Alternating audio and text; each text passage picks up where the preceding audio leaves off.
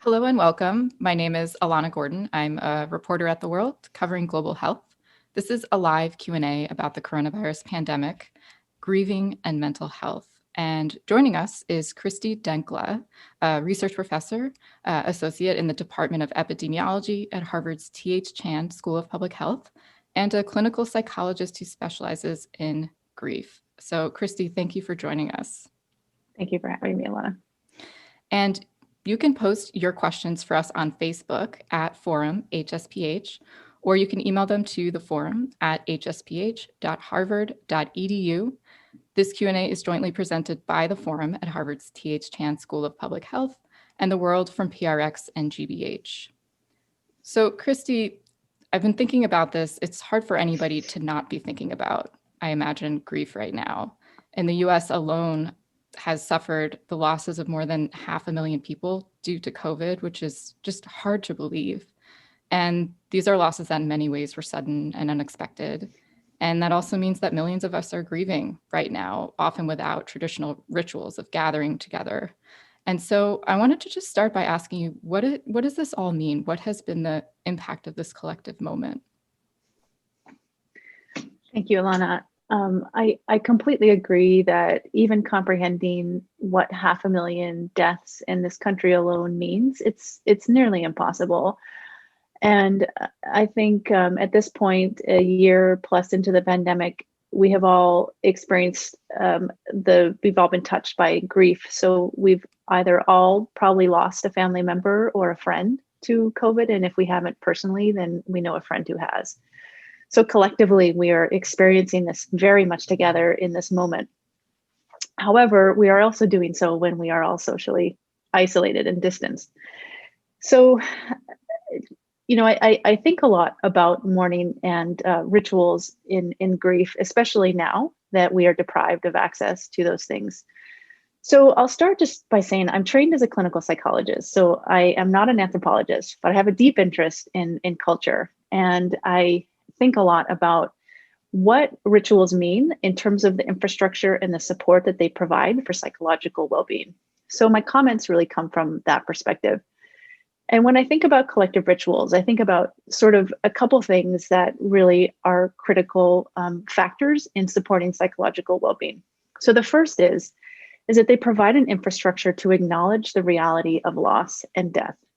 Death is very, very, very difficult to comprehend psychologically, and to experience and to process the death and the finality of losing a loved one is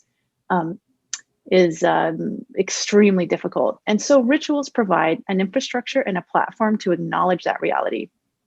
And there are very diverse ways that these are done cross-culturally, depending on religious values, depending on cultural values, but they all include and share a recognition of the finality of that death. The second thing is that, in my opinion, these rituals share is an opportunity to collectively gather and mourn. Mm-hmm. So this provides opportunity to not only give support to the bereaved, but also for the bereaved to receive support. And that can be emotional support, but it's also pragmatic and tangible support.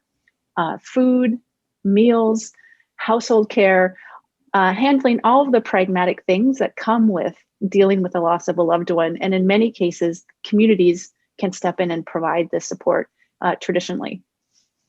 The third thing is that they provide a language to sort of, sometimes it's a religious language or a spiritual language, just to process the existential crisis we confront when we face death.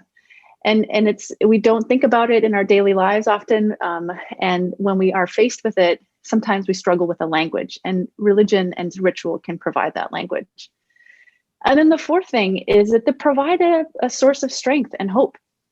Humans have lost loved ones as long as we have been human, and we have devised rituals and cultural traditions to process that loss. And engaging in those rituals can provide a source of strength and hope that we too can process this loss, and we can survive it. So those are the things that I think of from a clinical perspective when I reflect on the role of rituals. So how are you reflecting on the role of rituals now when so many people are disconnected? Are there any practices that around death and dying that adapt well to the current circumstances? Yeah, it's a great question. I have to say, especially at this point a year or plus into this, I am frankly inspired and completely amazed by the creative ways that we have found to adapt to virtual mourning and grieving. There is there are installation artists there's I think Deborah Furstenberg in DC has installed sort of 500,000 white flags, and this is a participatory ritual so that people can request a flag in honor of a loved one and can view this flag planted and can visit the ceremonial site virtually. This is just a very beautiful sort of creative adaptation of virtual mourning. I think the bereavement community has really mounted a formidable sort of virtual platform to support people. There's especially sort of in the UK, there's been a Good Grief Festival, which occurred sort of in November of last year. In the US. Wait, what happened with that?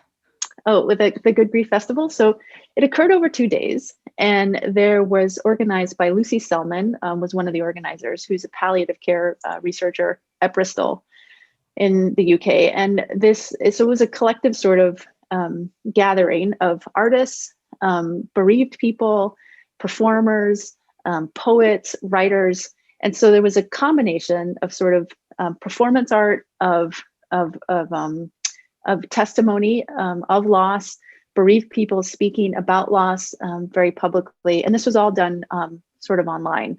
So when I learned of this, I was so inspired by this sort of population sort of level response to support public well-being during a time of grief in a context when we normally don't talk about it. What happens though when grieving happens in a disconnected way, often in isolation? I don't know how easy it is to tell how many people are migrating to the digital area, but it's not the same. No, it's not the same at all. And I think in the mental health community, there's concern. There's a lot of concern about the impact this is having. Grief alone is very painful, and we are not meant to grieve alone. And we are forced now to grieve alone, oftentimes in isolation. And there's concern. And again, this is happening against a backdrop of compounded stressors. And parts of grieving happen alone, but parts of grieving happen in community. And in the absence of that community, I am concerned how people are coping with this loss right now. Digitally connecting is helpful, but of course it doesn't replace in-person connection. I want to get to some questions that are coming in, but just two other questions related to that. What is the concern, or what can be the long-term impact of that, the fallout of that? I'll start with that. Yeah. So specifically with grief, of course, there's concern in the research community for elevated risk for prolonged grief disorder. So prolonged grief disorder is sort of a specific clinical condition, which has now just been entered into the Diagnostic and Statistical Manual, which means that it's a clinically diagnosable condition. Although, of course, it's been treated for there's a tradition of treating it in psychiatry for decades. But it's a clinically impairing condition that can result when grief, as they say, grief is not resolved, even though I don't particularly like that term, because grief is never really resolved. We sort of live with it for a long time after we've lost someone we love. But there's concern that there's some conditions now that sort of are raising the risk for clinically complicated grief. And those conditions are isolation. Those things are the inability to mourn and to grieve, the inability or the truncated access to social support. All these things elevate risk. And then, of course, having this happen against a backdrop of financial and economic stressors, again, elevate risk. So we're sort of in a perfect storm, we worry, for downstream clinically impairing conditions. And are you seeing certain communities be more even directly impacted when we think about the inequities and the way that this pandemic has hit different communities, for example, communities of color? Yeah, absolutely. And thank you for asking that. And this is one of the most troubling aspects of the time we're in now for me that I see are two things. One is communities of color have always experienced a disproportionate burden of death of loved ones. This is even pre-pandemic. And what we see from some of the from the demography literature is that communities of color, off-time bereavement occurs at a greater proportion relative to whites. So, for example, what I mean by that is that, for example, children are more likely to lose a parent. I'm sorry, parents are more, well, it goes both ways, but children are more likely to lose a parent in communities of color compared to white communities. And this has happened before COVID. Now with COVID, those inequities are exacerbated so that these burdens are being disproportionately placed on communities of color. And what I really worry about is the impact on the most vulnerable among us. So children who lose parents, spouses who lose dependent providers. For children who lose parents during this time, they are left without, and especially communities of color where there's less accumulation of wealth, there's less more or less buffer against the adverse consequences. So I'm particularly worried about those that are most vulnerable among us.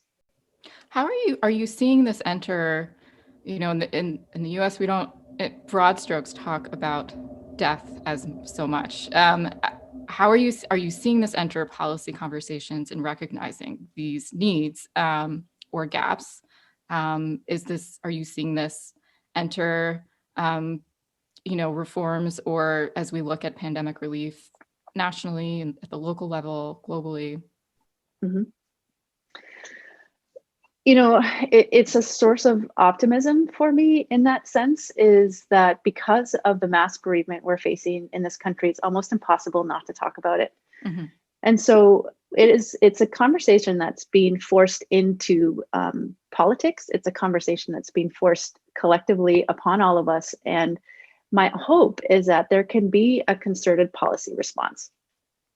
And that hope is bolstered by a couple efforts for things like Evermore is an advocacy organization that's started in Washington, D.C. and is supporting things like a petition to establish a White House Office of Bereavement Care.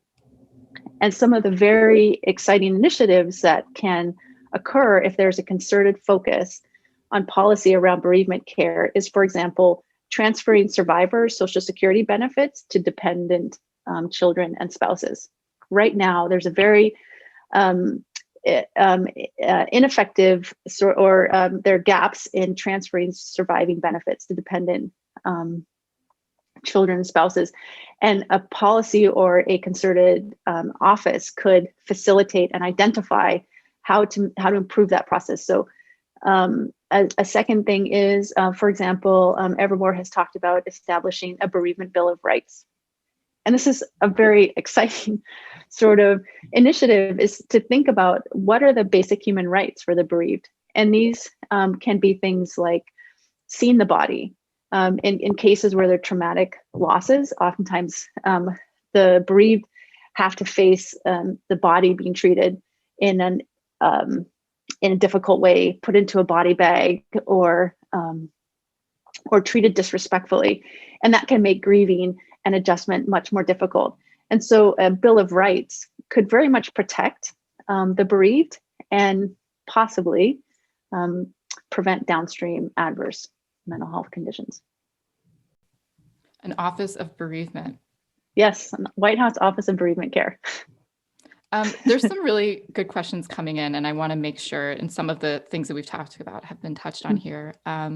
This question is from Jai. In some sense, the pandemic is making grief a very private thing that happens in isolation, but we're seeing people make grief very public, sharing it on social media, not just with family and friends, but with total strangers. And so what is your take on this practice of grieving publicly online? Mm-hmm. It's such a great question. And on some level, we don't know. We don't know. But what my interpretation or my thoughts might be a couple things. One is that people grieve very differently. Everyone grieves so differently. Some people grieve very publicly. Some people grieve very privately. And there is sometimes we do a little bit of both at the same time. Where it's a mixed process. So there's really no one right way to do it. I think about actually when I think about this, I think about traditional. I can't remember where, but there are wailers. Yeah, have you heard of this? So in some bereavement ceremonies, there are women, or I think it's typically women, who are designated sort of wailers, criers, expressive mourners, and so can set an emotional tone for an expression of despair and loss and grief in a safe setting. So I think about this in terms of public expressions of grief online. Of course, what we worry about is what are the boundaries around that, and is social media is different than gathering in person, and so we just don't know what the consequences are or what the impact is of doing this in a sort of online virtual format. This question is from Jackson. It's about stigma. Some people feel a stigma associated with COVID-19. How does that affect the grieving process? Is there a sense of shame or guilt around losing someone to this illness that you've observed? Yeah, shame and guilt are very, very, very difficult emotions to experience and are very much embedded in loss and grief and trauma.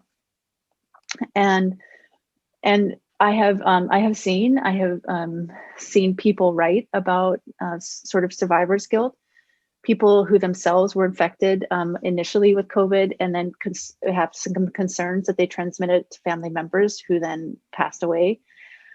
And this is the reality of COVID. This is the reality of a very contagious disease.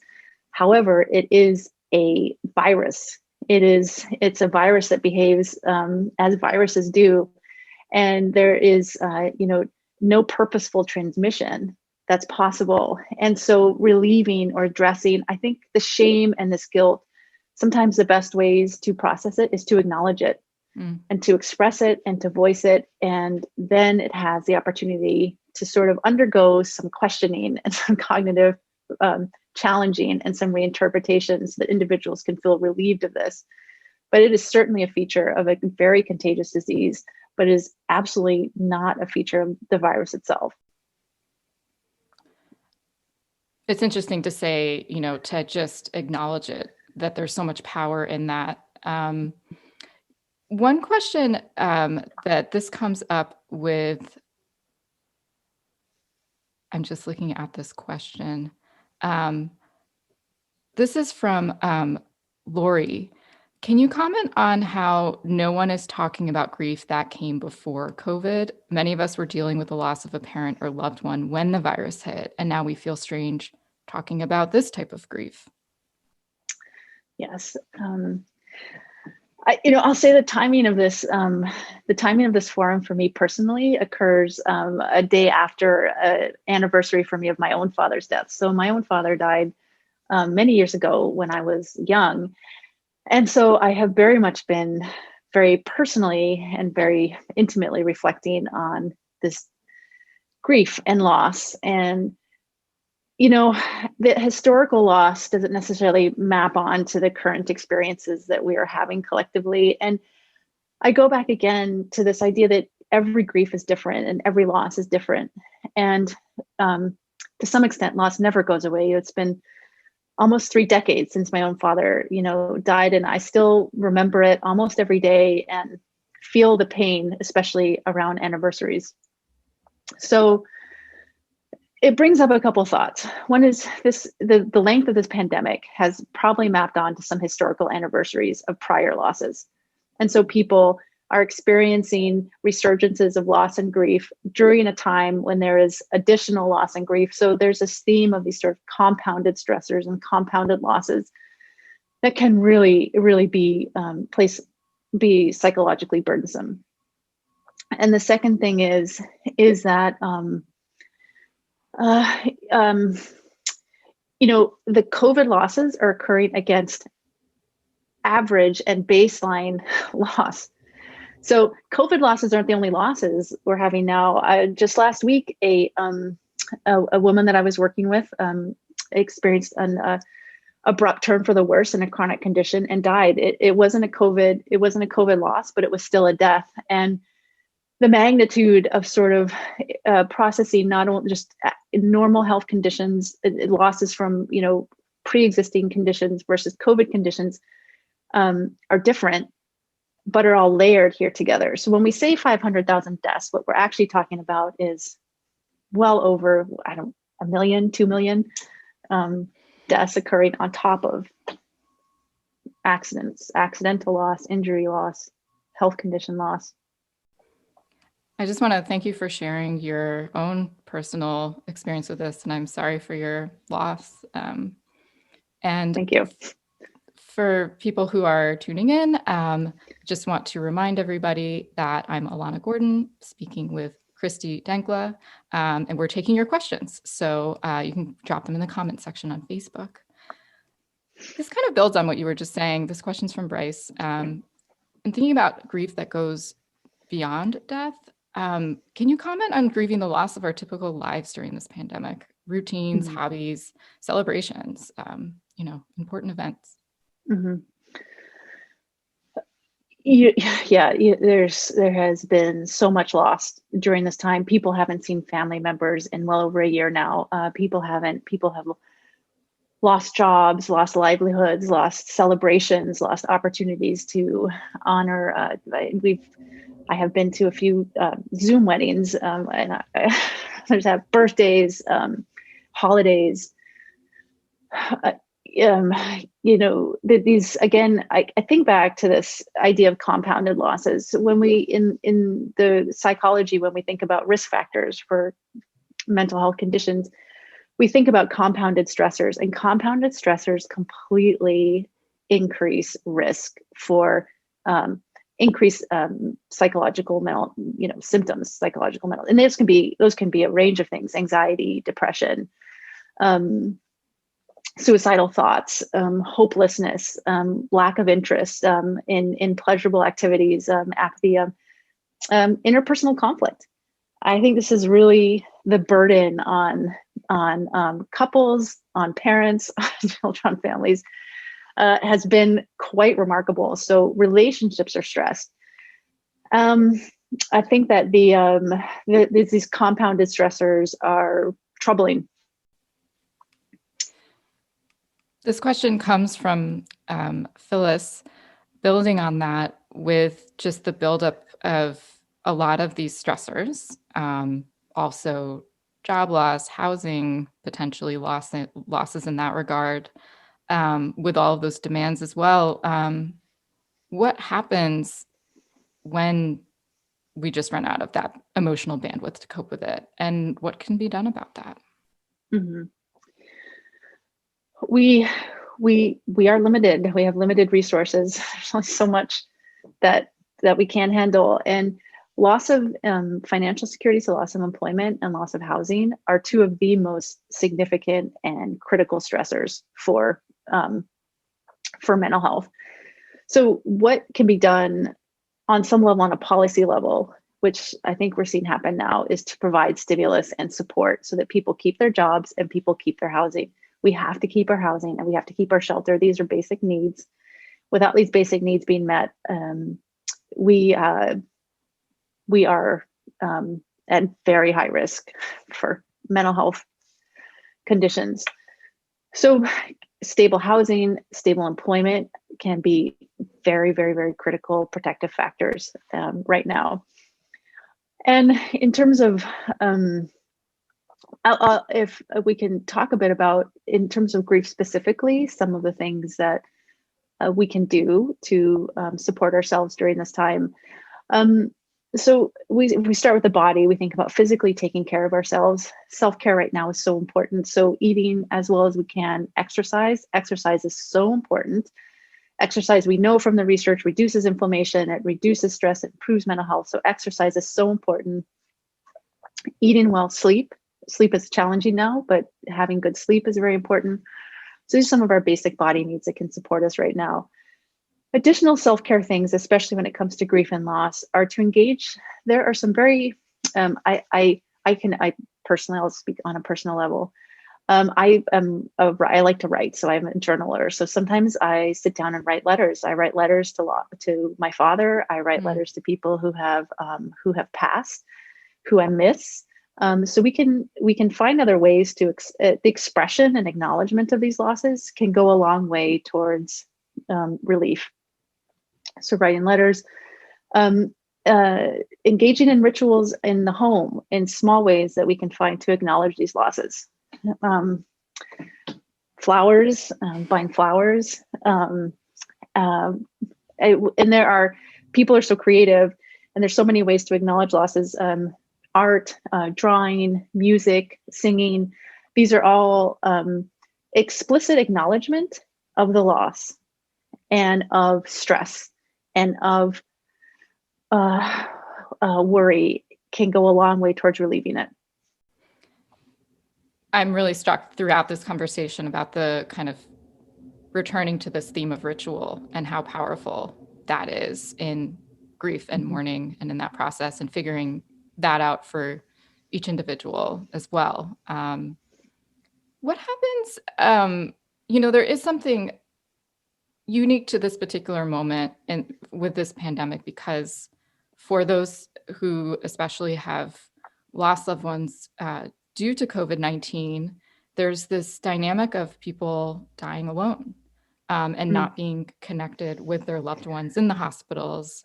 What do we lose when we don't have that chance to say goodbye? And are there ways that family members can create meaningful goodbyes in that circumstances? Big question.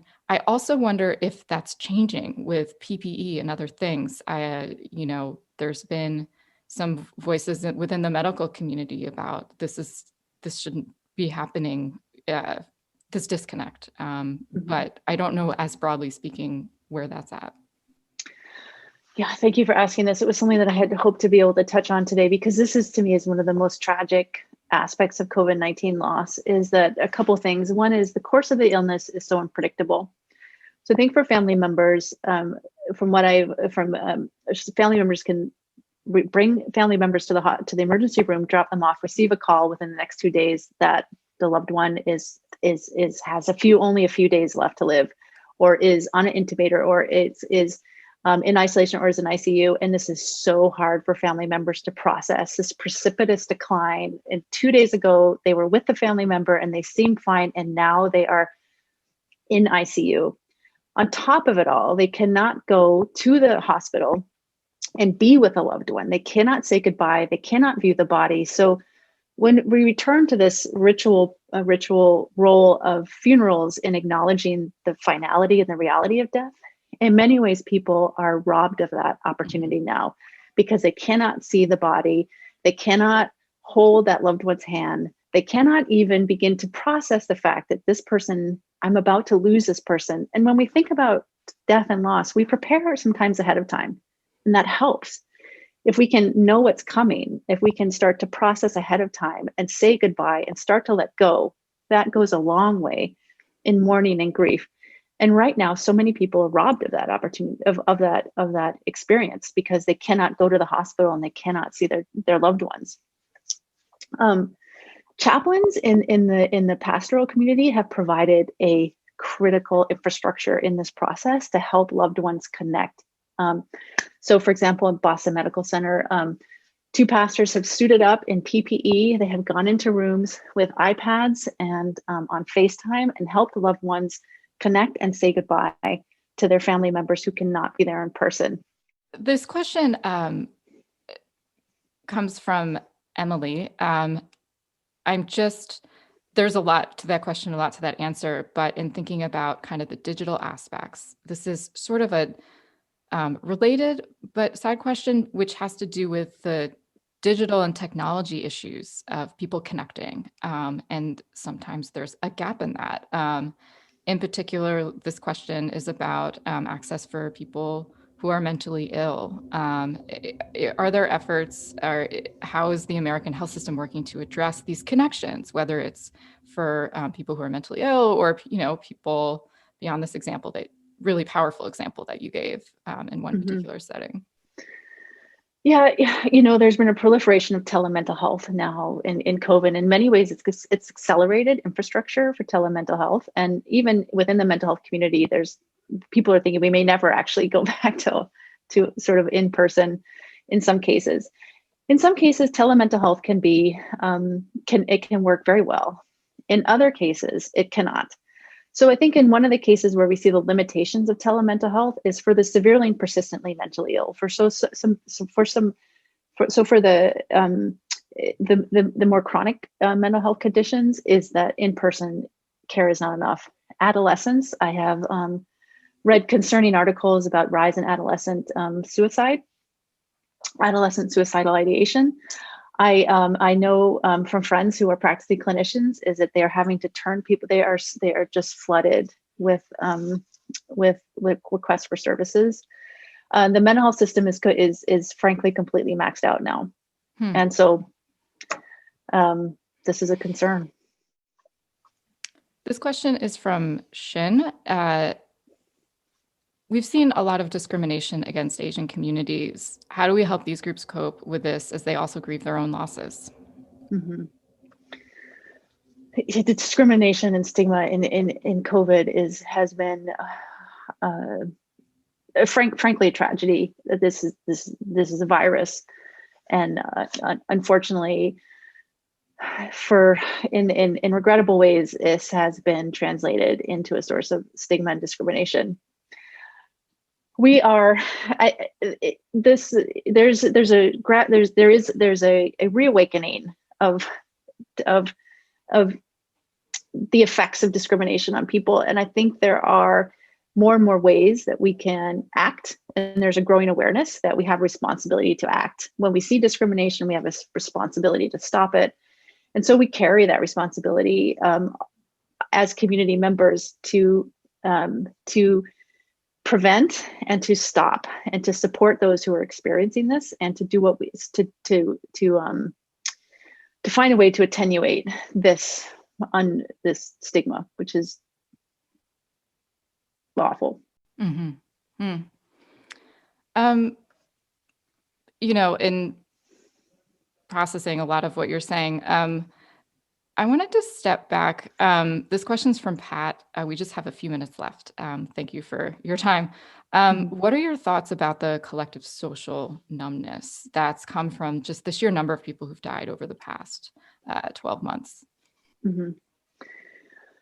Yeah, numbing and dissociation and distancing. This has actually been a particular research interest of mine, because in some cases it can be protective. So in some cases, seeking psychological distance or going through some numbing, it helps us get through a difficult event. I think right now what is happening is that we're very much in the middle of this. This is not over. This is still ongoing. And it's very difficult to stop and acknowledge and process when it is still happening. It's almost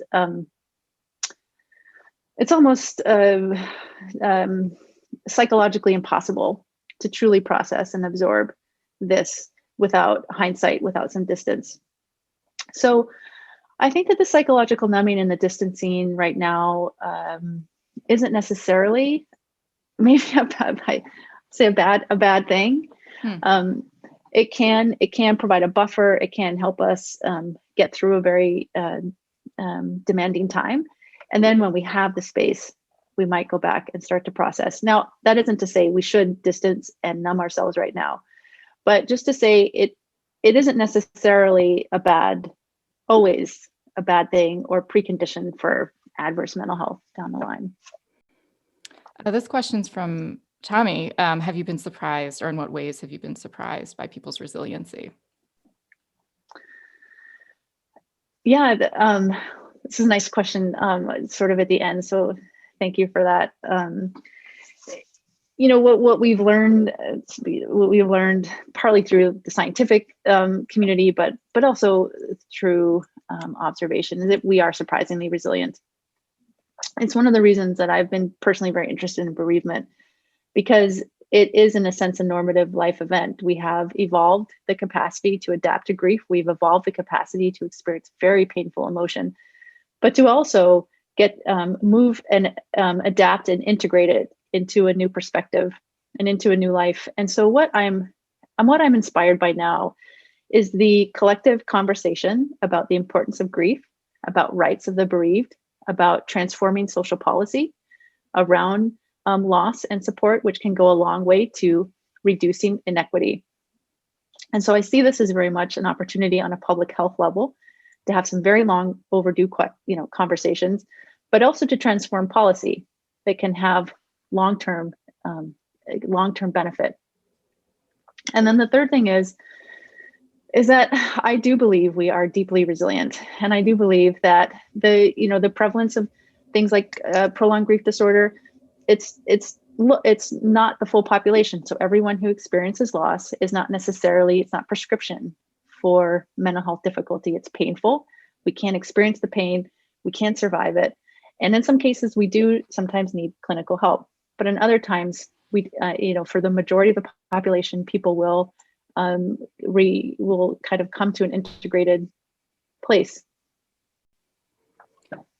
I feel like that's a really good place a good note to end on in kind of the scope of this conversation. Thank you for navigating us through this really difficult time and finding some language and tools to look at this really important area that often gets overlooked. Yes. Thank you so much for inviting me to join. It was a pleasure. So that concludes our conversation, and thank you everybody for your questions. This Q&A has been jointly presented by the Forum at Harvard's T.H. Chan School of Public Health and the World from PRX and GBH. And you can view this full discussion on our Facebook pages and send feedback at Forum HSPH and at PRI the World. I also want to take a moment, because of this conversation, to mention that if you or a family member need assistance with a mental health issue, you can call SAMHSA's national helpline at 1-800-662-4357. There's also the National Suicide Prevention Hotline at 1-800-273-8255. We're also posting some additional resources online. And you can join us again on March 23rd at noon, when we'll be discussing COVID-19 vaccine hesitancy with public opinion expert Jillian Steele Fisher. So thank you again.